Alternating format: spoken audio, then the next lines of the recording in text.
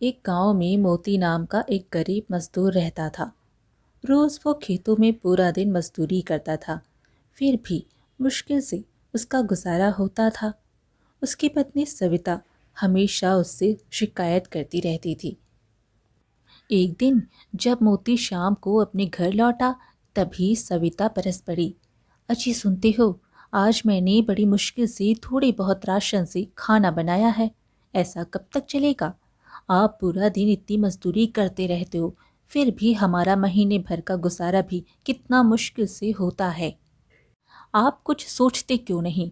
मोती ने कहा। भाग्यवान, मैं भी हर रोज यही सोचता हूँ, लेकिन मुझे कोई अच्छा काम नहीं मिलता। फिर दूसरे दिन मोती रोज की तरह अपने काम पर निकल गया।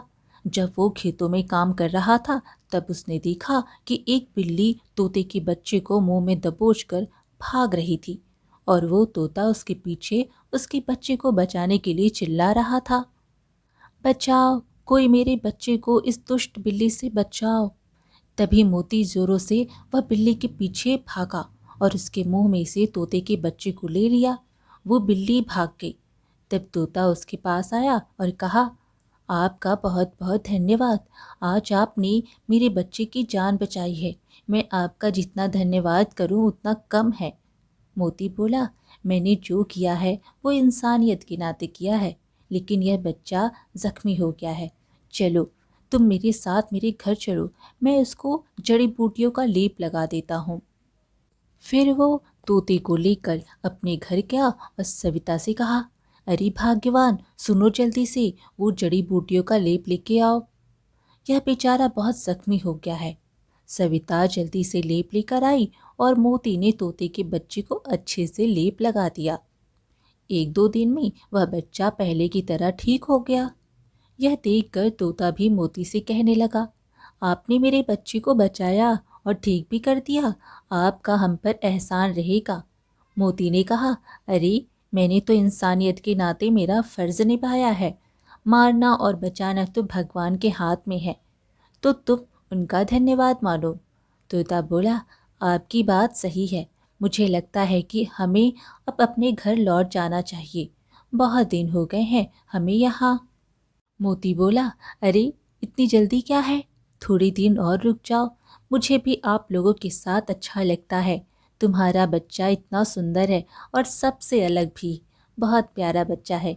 मेरा तो मन ही नहीं भरता इसके साथ खेलने से और इससे बातें करने से। तोता बोला, ठीक है, अगर आप इतना कह रहे हो तो हम अब 3-4 दिन रुक जाते हैं। तोता भी यही चाहता था।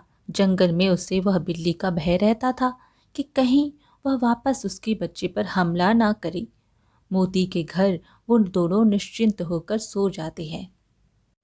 एक दिन की बात है, रात में सब सो रहे थे, तब वह बिल्ली वापस वहां पर आई और चुपके से तोते के बच्चे को उठा ले गई।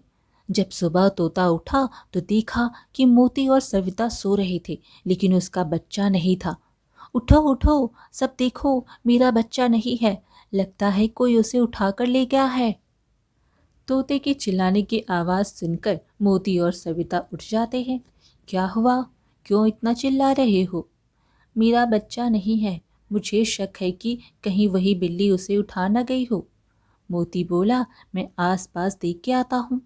ऐसा कहकर वह आसपास सबको पूछ के आया, लेकिन किसी ने भी बिल्ली को तोते के बच्चे को लेकर जाते हुए नहीं देखा था। वो निराश होकर वापस आया और बोला, किसी ने बिल्ली और किसी और को भी बच्चे को लेकर जाते हुए नहीं देखा। लेकिन ऐसा कैसे हो सकता है? हम तो खिड़की दरवाज़ा भी बंद करके सोए थे, तो कोई और अंदर कैसे आ सकता है? कहीं वो कोई जादुई बिल्ली तो नहीं थी? फिर वो तोते के पास आया और उसे दिलासा देते हुए बोला, हम तुम्हारे बच्चे को ढूंढने चलते हैं। तोता बोला, नहीं नहीं, मैं आप लोगों को और परेशान नहीं करना चाहता। अब मुझे जाने की आज्ञा दीजिए। जीवन में कभी आपके काम आ सकूं तो बताना। ऐसा कहकर वो तोता उड़ गया। मोती और सविता ने रोते हुए तोते को विदाई दी। फिर वह तोता उड़ते हुए जंगल में पहुंचा। उसने देखा तो वहां एक बड़ा सा गड्ढा था। अरे, इतना बड़ा गड्ढा यहाँ जंगल में किसने खोदा होगा? मुझे यहाँ बैठ के चौकन्ना रहना पड़ेगा ताकि कोई इसमें गिर ना जाए। थोड़ी देर बाद उसने देखा तो एक सुंदर सी राजकुमारी अपने घोड़े पर बैठ के वहाँ से जा रही थी। अरे, यह तो कोई राजकुमारी दिखती है, मैं अभी जाके उनको बताता हूँ। सुनिए सुनिए, आप यहाँ आगे मत जाइए, वहाँ बड़ा सा गड्ढा है। राजकुमारी हैरान हो गई। अरे, ये कौन बोल रहा है? मुझे कोई दिख तो नहीं रहा। अरे, मैं यहाँ हूँ, मैं तोता हूँ, आगे खतरा है। राजकुमारी ने देखा कि तोता बोल रहा है तो वो हैरान होकर देखने लगी। वो अपने घोड़े पर से नीचे उतरी और देखा तो सच में वहाँ बहुत बड़ा गड्ढा था। राजकुमारी ने तोते से कहा, मुझे यकीन नहीं होता, तुम कितना अच्छा बोलते हो। मैंने कभी बोलता हुआ तोता नहीं देखा था। क्या तुम मेरे साथ मेरे महल में आओगे? मैं तुम्हें पिंजरे में कैद नहीं रखूंगी, बल्कि तुम आज़ादी से मेरे घर में रह सकोगे। धन्यवाद राजकुमारी जी, मैं आपके साथ आने के लिए तैयार हूँ। ऐसा बोलकर वो राजकुमारी के साथ उनके महल में गया। राजकुमारी तोते का बहुत ध्यान रखती थी और उसका मनपसंद खाना भी देती थी, लेकिन वो तोता जब भी राजकुमारी कोई अच्छा खाना लेकर आए तब उदास हो जाता था। एक दिन राजकुमारी ने तोते से पूछा, मैं जब भी तुम्हारे लिए मनपसंद खाना लेकर आती हूँ तो तुम खुश होने की बजाय उदास हो जाते हो, ऐसा क्यों? राजकुमारी जी, जब भी आप कोई अच्छा खाना लेकर आती हो मुझे मेरा बच्चा याद आ जाता है। फिर वो तोता राजकुमारी को बताता है कि वो बिल्ली कैसे उसके बच्चों को उठा के लेके गई थी और मोती ने उनकी जान बचाई थी। वह सब बातें बताई। राजकुमारी ने सारी बातें सुनकर कहा, तो चलो मैं तुम्हारे साथ चलती हूँ, हम दोनों तुम्हारे बच्चे को ढूंढने चलते हैं। तोता बोला, हाँ राजकुमारी जी, आप कितनी अच्छी हैं, आप मेरे बच्चे को ढूंढने के लिए मेरे साथ आ रही हैं। भगवान आपकी हर इच्छा पूर्ण करे और हमेशा आपकी रक्षा करे। राजकुमारी अपने घोड़े को लेकर तोते के साथ उसके बच्चे को ढूंढने निकल जाती है। अचानक उनकी नज़र एक झरने के पास खड़ी हुई नाव पर पड़ती है। वो देखो, कितना सुंदर नाव है, चलो हम उसमें बैठते हैं। ऐसा कहकर वो अपने घोड़े को वहाँ पेड़ के साथ बांधकर नाव में बैठ जाती है। वो तोता भी राजकुमारी के साथ बैठता है। जैसे ही वो नाव में बैठते हैं वो नाव अपने आप चलने लगती है और वो दोनों एक सुंदर से जंगल के पास पहुंच जाते हैं। अरे, यह तो कितना सुंदर जंगल है और यहाँ सब पेड़ पर फल और फूल कितनी सुंदर और रंग बिरंगे हैं। मैंने कभी भी इतने सुंदर फल और फूल नहीं देखे। आप सही कह रही हो राजकुमारी जी, मैंने भी बहुत सारे जंगल देखे हैं, लेकिन इतना सुंदर जंगल आज पहली बार देख रहा हूँ। लेकिन मुझे यह सब असली नहीं लगता, पता नहीं क्यों। राजकुमारी तोते की बात को सुनकर सोच में पड़ गई और एक पेड़ पर से फल तोड़ने जा रही थी कि तभी आवाज़ आई, खबरदार राजकुमारी, अगर तुमने यह फल तोड़ा तो अच्छा नहीं होगा। राजकुमारी उसको देखकर पहले तो डर गई, फिर बोली, तुम कौन हो और मुझे यह फल लेने से क्यों रोक रहे हो? यह जंगल मनुष्य के लिए नहीं बनाया है, यह सिर्फ परियों का जंगल है। अगर कोई भी मनुष्य इसे खा लेता है तो वह मेरे जैसा बन जाता है। राजकुमारी ने पूछा, लेकिन तुम कौन हो और यहाँ क्यों आए हो? मैं रामनगर राज्य का राजकुमार हूँ। मैं यहाँ जादुई जड़ी बूटी की खोज में आया था। मेरे पिताजी बहुत बीमार हो गए थे और वैद्य जी ने मुझे बताया था कि इस जंगल में मुझे 3 रंगों वाला फल मिलेगा। इस फल के रस को पिलाने से मेरे पिताजी की बीमारी दूर हो जाएगी। लेकिन जैसे ही मैंने इस पेड़ के फल को तोड़ा, मेरा यह हाल हो गया। राजकुमारी बोली, आपकी कहानी सुनकर मुझे बहुत दुख हुआ, लेकिन अब आप फिर से राजकुमार कैसे बनेंगे? वो राजकुमार बोला, अगर आप मेरी मदद करोगी तो मैं यहाँ से छूट पाऊंगा और मेरे पिताजी की जान बचा सकूंगा। अगर आपने मेरी जान नहीं बचाई तो मुझे पूरी जिंदगी इसी जंगल में भटकना पड़ेगा। राजकुमारी ने कहा, मैं बचाने की पूरी कोशिश करूंगी, लेकिन इसके लिए मुझे क्या करना पड़ेगा? राजकुमार बोला, पहले तुम्हें इस जंगल को पार करना पड़ेगा, उसके बाद वहाँ तुम्हें एक छोटी सी कुटिया दिखेगी। वहाँ तुम्हें एक रानी परी मिलेगी। आगे का रास्ता तुम्हें वह खुद दिखाएंगी। राजकुमारी बोली, ठीक है, हम चलते हैं, हम जल्दी वापस आएंगे। राजकुमार बोला, लेकिन सावधान, इस जंगल की कोई भी चीज़ तुम्हें नहीं तोड़नी है या पानी भी नहीं पीना है, चाहे तुम्हें हीरे मोती भी दिख जाए। तुम किसी चीज़ को उठाओगी नहीं। ठीक है, मैं सावधानी रखूंगी, लेकिन राजकुमारी जी, आपने बताया नहीं कि आप इस जंगल में किस उद्देश्य से आई हैं। फिर राजकुमारी ने तोते के बच्चे के बारे में राजकुमार को सब बताया और फिर पूछा, क्या आपको कुछ पता है हम कैसे इस तोते के बच्चे तक पहुंच पाएंगे? अरे हाँ, याद आया, इस तोते का बच्चा बहुत ही सुंदर है, मैंने उसे देखा था।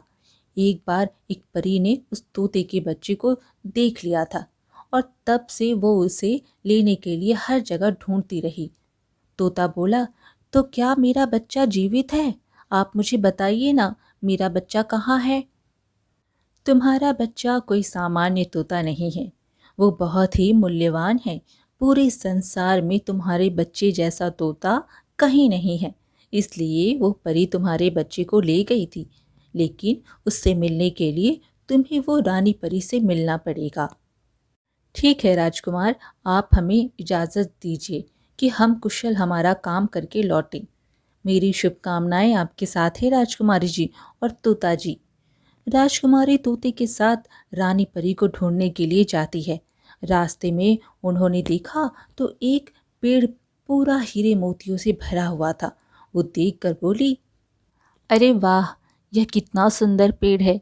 मेरा मन करता है यह पूरा पेड़ राजमहल ले जाऊं।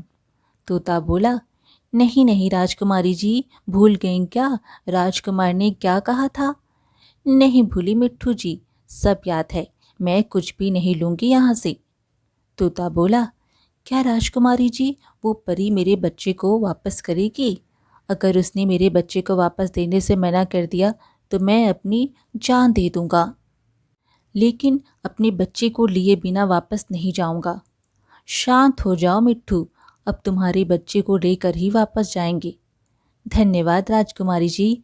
बहुत देर चलने के बाद जब राजकुमारी थक जाती है तब वह कहती है, अब और मुझसे नहीं चला जाता, मैं थोड़ी देर आराम कर लूं। अरे नहीं राजकुमारी जी, ठहरो, मैं ऊपर उड़ के आपको बताता हूँ कि वो कुटिया कहाँ है। तोता ऊपर का चक्कर लगा के आया और बोला, राजकुमारी जी, अब बस पहुँच गए हैं, बस कुछ ही कदम पर ही है वो कुटिया, आप मेरे साथ आइए। तोता राजकुमारी को वो कुटिया तक ले गया। राजकुमारी ने कुटिया का दरवाज़ा खटखटाया तो अंदर से आवाज़ आई, दरवाज़ा खुला है, अंदर आ जाओ। राजकुमारी और तोते ने अंदर जाकर देखा तो एक प्रभावशाली रानी परी बैठी थी। उसके मुंह पर तेज था और लग रहा था जैसे वह राजकुमारी को देखकर बहुत प्रसन्न लग रही थी। आओ राजकुमारी, तुम्हारा स्वागत है।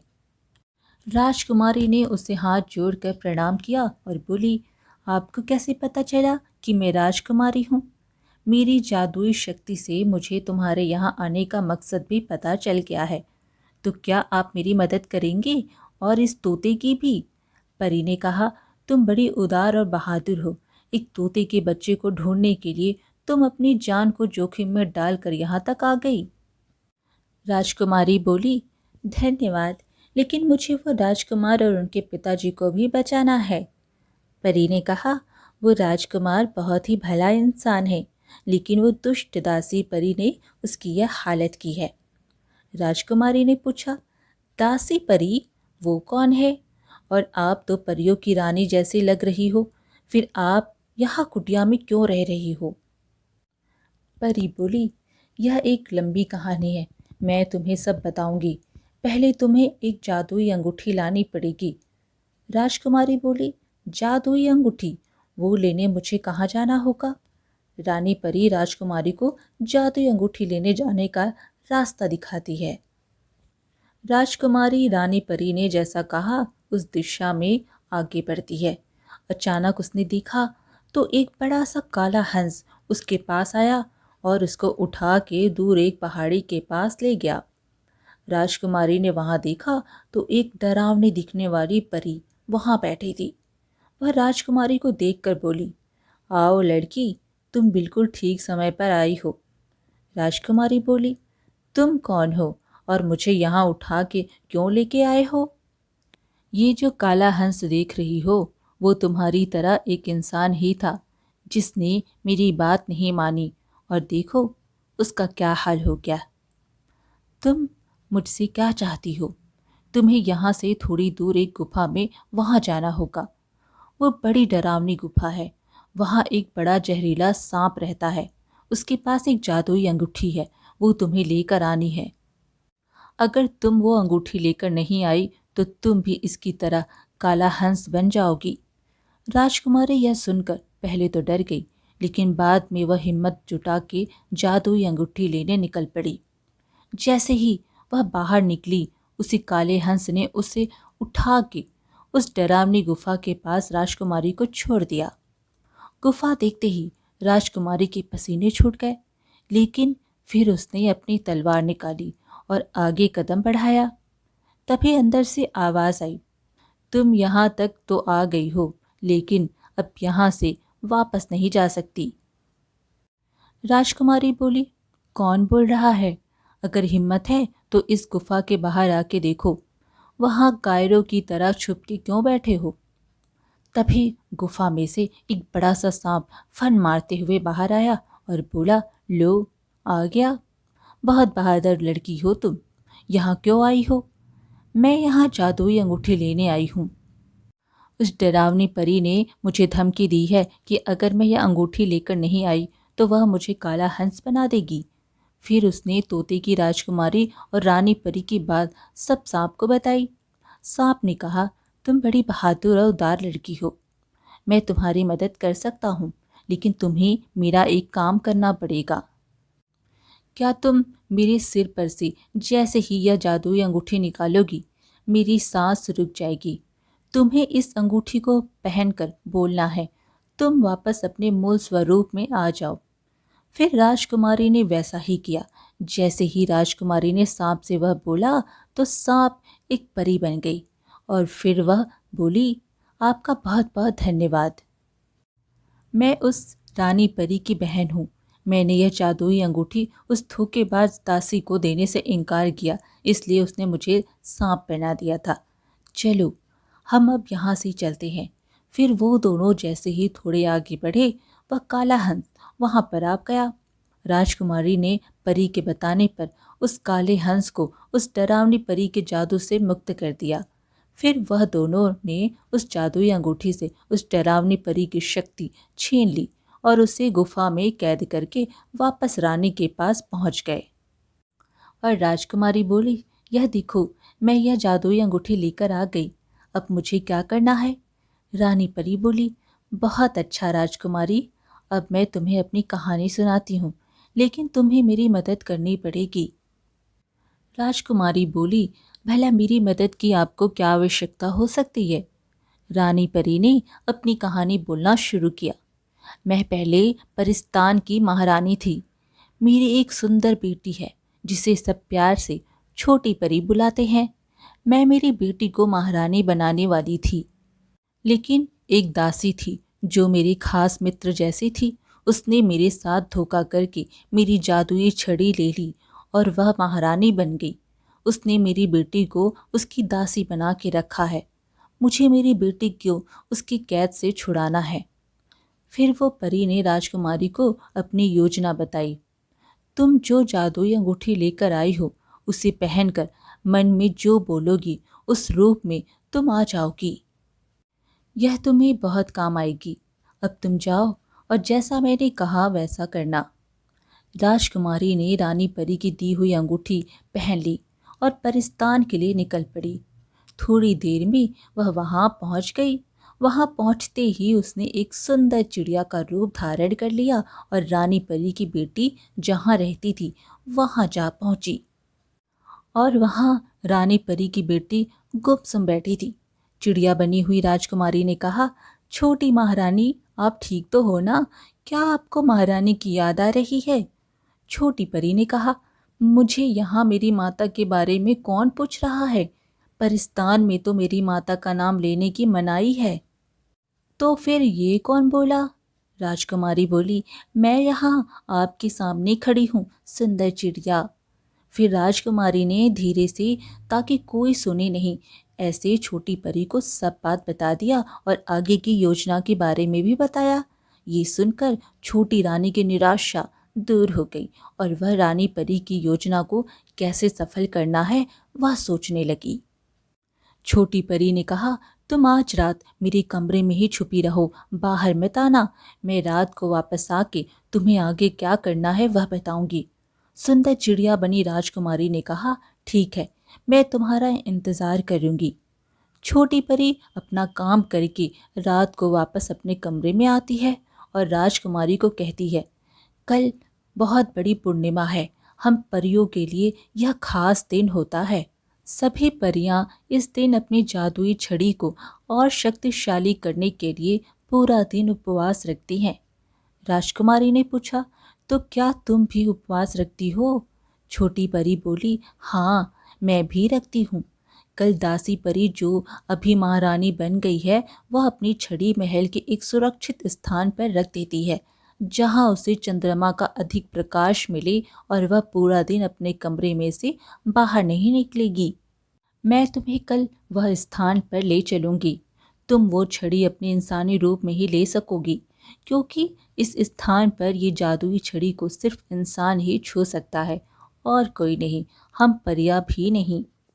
राजकुमारी बोली, लेकिन मुझे किसी ने देख लिया तो? छोटी परी बोली, नहीं, तुम्हें वहाँ कोई नहीं देखेगा, क्योंकि तुम वहाँ पर अदृश्य रूप में जाओगी। फिर छड़ी के पास पहुंचकर मानव रूप ले लेना।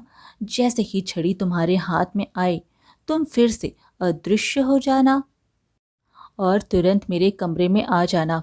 अगर कोई मुसीबत आई तो तुम चिंता मत करना, मैं चुपके से तुम पर नज़र रखूंगी और कोई खतरा होगा तो तुम्हें इशारा कर दूंगी। राजकुमारी बोली, ठीक है। दूसरी दिन छोटी परी ने राजकुमारी को वो जगह दिखाया। देखो राजकुमारी, वहाँ सामने जो दिख रहा है वह एक सुरक्षित स्थान है, जहाँ वह जादुई छड़ी रखी हुई है। राजकुमारी ने थोड़ा भी समय गवाए बिना इनकी बनाई हुई योजना के मुताबिक वो छड़ी ले ली और वापस अदृश्य होकर छोटी परी के कमरे में आ गई, जहाँ वह पहले से ही मौजूद थी। राजकुमारी अपने मूल स्वरूप में आ गई थी। शाबाश राजकुमारी जी, आपने बड़ी बहादुरी का काम किया है। लाओ, यह छड़ी मुझे दे दो। राजकुमारी ने वह छड़ी छोटी परी को दे दी और उसने उस पर कुछ बोलकर जैसे ही वह घुमाई, वो तुरंत महारानी बन गई। फिर छोटी परी बोली, चलो अब उस धोखेबाज दासी को सबक सिखाए जो महारानी बनकर बैठ गई है। फिर छोटी परी ने दासी की सारी शक्ति छीन ली और उसे कैद खाने में भेज दिया। फिर उन्होंने तोते के बच्चे को कैद करके रखा था, उसे भी छुड़वा लिया। अब राजकुमारी और छोटी परी तोते के बच्चे के साथ रानी परी की कुटिया में वापस आते हैं। छोटी परी अपनी जादुई छड़ी घुमा के अपनी माता को वापस महारानी बना देती है। रानी परी ने कहा, बेटी, तुम्हारा बहुत बहुत धन्यवाद। आज तुम नहीं आती तो पता नहीं हम वापस मिल पाते या नहीं। फिर सब लोग वो भयानक आदमी के पास जाते हैं और उसे वापस राजकुमार बना देते हैं। राजकुमार बोला, राजकुमारी जी, महारानी जी, आप सबका बहुत बहुत धन्यवाद। अब मैं मेरे पिताजी की जान बचा सकूंगा। राजकुमारी बोली, हाँ, अब तुम यह फल ले जाओ और जल्दी से तुम्हारे पिताजी को खिला दो, ताकि वह ठीक हो जाएं। फिर राजकुमारी, तोता और उसका बच्चा वापस राजमहल में आते हैं। दूसरे दिन जब राजकुमारी तोते और उसके बच्चे को उसका मनपसंद खाना खिलाने ले गई, तो वह वापस उदास हो गया। राजकुमारी बोली, अरे मिट्ठू, अब तो तुम्हारा बच्चा भी मिल गया, अब क्यों उदास हो? तोता बोला, क्या राजकुमारी जी, आप मेरी एक अंतिम विनती सुनोगी? राजकुमारी बोली, अरे क्या बात है, बताओ। तोते ने कहा, क्या आप मोती और उसकी पत्नी सविता को राजमहल में कोई काम दिला सकती हैं? राजकुमारी मुस्कुराई और बोली, समझ गई, तुम्हारा उस पर तो कर्ज उधार है। राजकुमारी ने सिपाही को भेजकर मोती और सविता को राजमहल में बुलाया।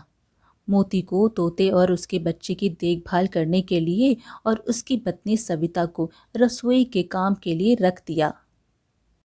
यह सुनकर मोती ने कहा, बहुत बहुत धन्यवाद राजकुमारी जी, आप बहुत महान हैं, आपने हम पर इतनी कृपा की, मैं आपका एहसान कभी नहीं भूलूंगा। राजकुमारी बोली, धन्यवाद इस तोते का करो जिसने आज तुम्हारा एहसान चुकता किया। फिर सब लोग जोर से हंसने लगे। तोता और उसका बच्चा राजमहल और पूरे नगर में सबके चहेते बन गए। सभी उन्हें बहुत प्यार देते। आज की कहानी यहीं पर समाप्त हुई। फिर मिलेंगे एक और कहानी के साथ। कहानी पसंद आए तो लाइक शेयर ज़रूर करें और चैनल को सब्सक्राइब करना बिल्कुल ना भूलें। धन्यवाद।